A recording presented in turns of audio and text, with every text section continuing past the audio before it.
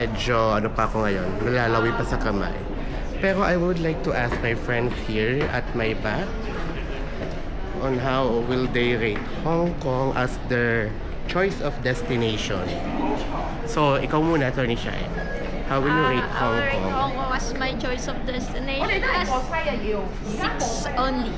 Bakit? Bakit 6? Because I don't like Mongkok. It's like Divisoria and the Philippines. Na ano siya na It's over... better. Although better. it's cleaner, but it doesn't offer many choices. I haven't explored fully the Disneyland. True. Ikaw, Atty. Jackie, and your personal experience. My personal experience, I will rate it 7 Because... because I have 3 other international trips, and this is the first so far of many. And 6 because some people are rude. And And I injured had- din siya. And I had an accident on the first when I just landed. Wow.